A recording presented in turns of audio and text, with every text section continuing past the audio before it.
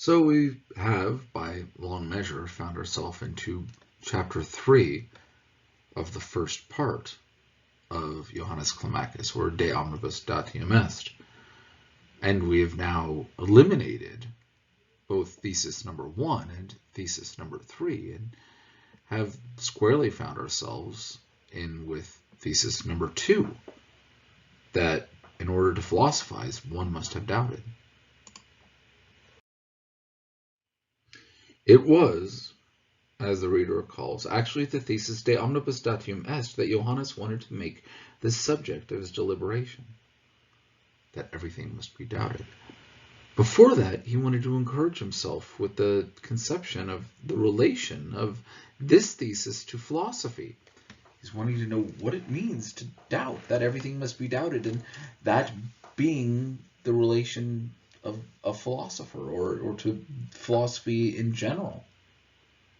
What he found out through rather an exhaustive ordeal, as we addressed in the earlier chapters and theoretically even outside of that, was not very gratifying, for he was reduced to the feckless statement that this thesis lay outside of philosophy and was a preparation. Yet even in this case, his efforts would not be without reward, inasmuch as he, through such a preparation, would make himself worthy of beginning philosophy later. In one sense, there was nothing to prevent him from now proceeding to that thesis, for presumably he might learn from it what he had to do in order to be able to carry it out. Yet he thought it was worth the trouble to examine what it could mean that philosophy requires such preparation. Thesis number 2 provided the occasion for that. That philosophy requires such preparation he found to be entirely in order. Indeed, it really appealed to him, his character, which was just as humble as it was bold-heartedly approved of it. Even if he managed to understand thesis number 1, and by means slip into philosophy, that philosophy begins without understanding that and slip into it. Again, this sort of Hegelian imagery that I picked up on and advanced, and Kierkegaard's kind of hinting towards that same sort of thing. Remember, this whole idea is a debate in many ways of not just the notion of doubt and how we approach knowledge, but also critiquing Hegel and his understanding of the nature of philosophy and how we relate to it. That we would still be very uneasy about whether or not Johannes had arrived there too easily, because to obtain something without difficulty was a paradox to his adventuresome soul, which preferred to seek out hardships. Again, to the notion of a paradox being brought in, not the same as the paradox from the earlier work, but you can definitely draw some parallels if we needed to. He knew that previous preparation, such as this, had been customary in the world. He knew that Pythagoras had commanded silence of his followers, and that the Egyptian and Indian philosophers had used similar periods of probation. He knew that the church catechumens had gone through prolonged schooling before they were received into the church. Indeed, the more important and significant that it was into which one would be initiated, in the same degree the test was more rigorous. The ascetic monastics orders and the gigantic Jesuit order were to him examples of this. No wonder, then, that philosophy in our age also requires an ordeal. If it's important and important things require work, then it should not surprise us that there's an ordeal to get into it, that there's preparation to be involved, that you need to take introductory classes that are not easy. It's not basic. It's introduction, and there's a lot of ideas to be introduced to. There's a lot of great thinkers that you're going to be engaged with as your introduction into philosophy. And that is, in fact, what we have been doing up until this point. And it is roughly at this point that you're able to gather all of this information and now, just about now, start to be at that point where you've got enough basis to engage in this relation of philosophy, that you're entering into the order, as it were, now having learned and received from dozens of instructors. What the master saw fit to command must be done with enthusiasm and confidence. Be it ever so offensive, ever so humiliating. That Pythagoras demands silence. He understood that the follower ought to be silent. That Diogenes, founder of cynicism, insisted that one who wanted to be his follower had to walk behind him carrying a jar. Here the reference to a jar is likely a nod to making his followers carry around a lamp even in daylight. And when asked, the idea was, I'm looking for an honest man. I'm trying to have enough light to see the honesty in you, right? That even though this is a somewhat humiliating act, that this is then making his followers who wanted to be with him honest.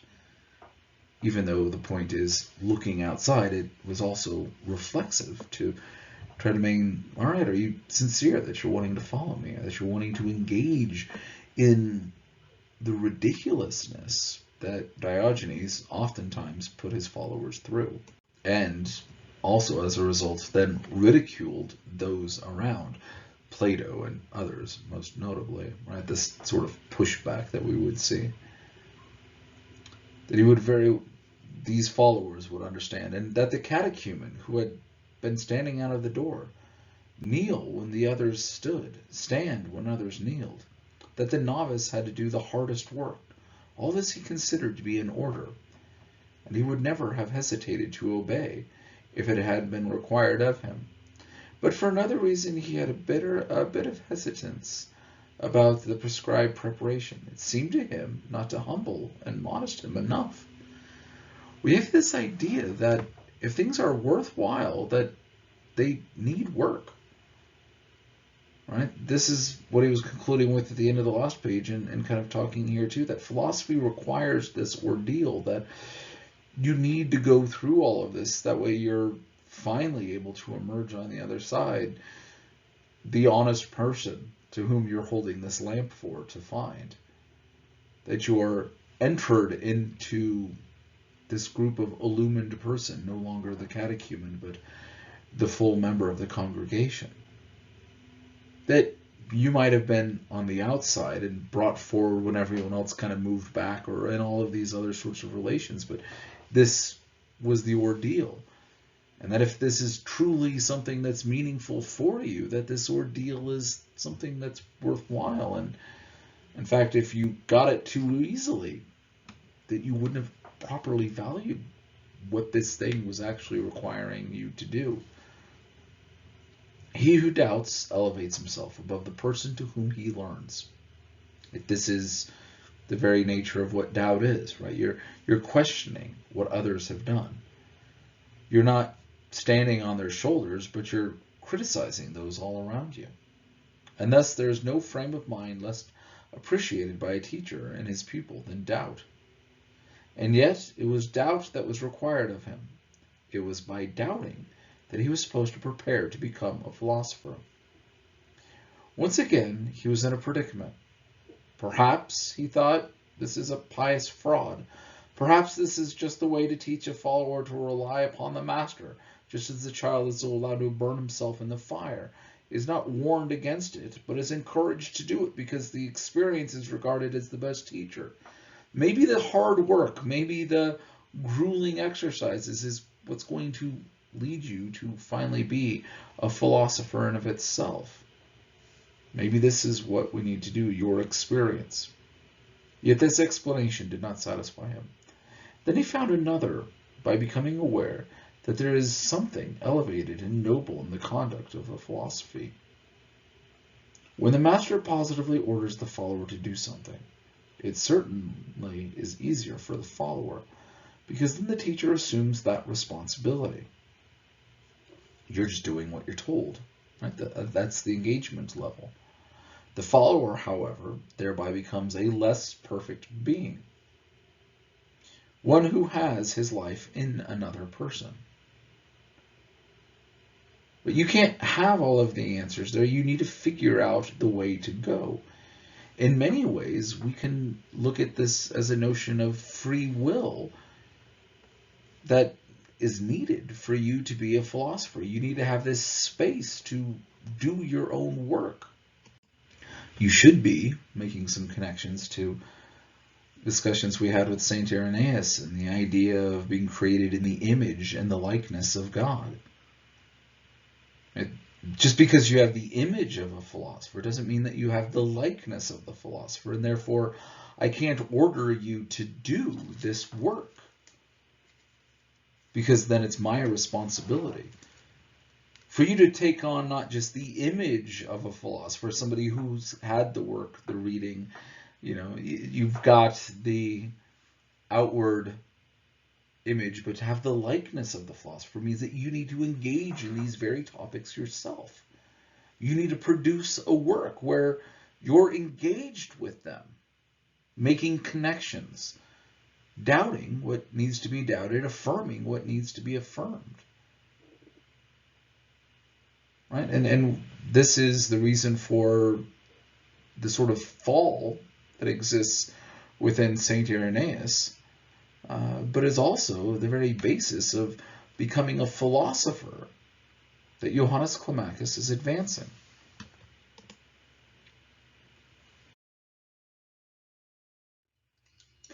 But by imposing something negative, the teacher emancipates the follower from himself, makes him just as important as himself.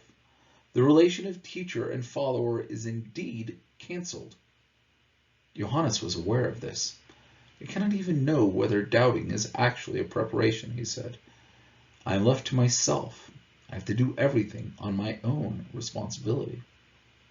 Even though I could have wished to remain a minor for yet a while longer, even though I could have wished that there would be someone to give me orders so that way I might have the joy of obeying, even though I anxiously feel that I have come to an age too soon, even though I feel like a girl who marries too young, well, so be it. The thesis de omnibus datium est has once and for all been brought into my consciousness, and shall I endeavor to think it through to the best of my ability, to do what it says with all of my passion. Come what may, whether it leads to everything or to nothing, makes me wise or mad, I shall stake everything, but I shall not let go of the thought. My visionary dreams about being a follower have been vanished. Before I was allowed to be young, I became old. Now I'm sailing on the open sea. Very poetic, sort of. Now we're going on this journey sort of discussion here that I like. The prospects I once conjured up about the relation of the thesis to philosophy had been blocked. I didn't know a thing about the relation of this thesis to anything else. I can only follow its path like one who rows a boat. I turn my back towards the goal. That I'm going to position myself ready to do this, ignorant of what's coming about, but yet this is the goal. This is what I'm aiming for. This is what I'm looking for. And so this is where we're left at the end of the first part. Before Johannes tries to think on his own behalf, on his own 2 feet, he has now realized that the Hegelian mode doesn't work. That it has to begin with the subjective, and that it has to have this distinctiveness for himself and not just for another. Right? So here at the end of the first part, we've addressed a lot of key ideas. We've picked up the idea of what it is to doubt, and how this notion of doubt relates to the wider world. We've made connections with Berkeley, that things can exist on our mind. We've made connections with Descartes, with Kant, with Hume, with Hegel, with Saint Irenaeus. We could have even made some more with Saint Athanasius and Justin Martyr and many others. But these are the elements we're trying to move to, and In many ways, we're laying the foundation for your choices needing to be your own and carry the weight of yourself, which is one of the key ideas that Kierkegaard advances with his work, Either Or, and the broader concept of existentialism in general. And so we could even, by taking this on, before even advancing to the second part, draw the conclusions from this very short section to other forms of existentialism, to Sartre and Nietzsche and Dostoevsky as well, and larger connections about what's ethical and what's required of you, and what sorts of ideas matter in this way.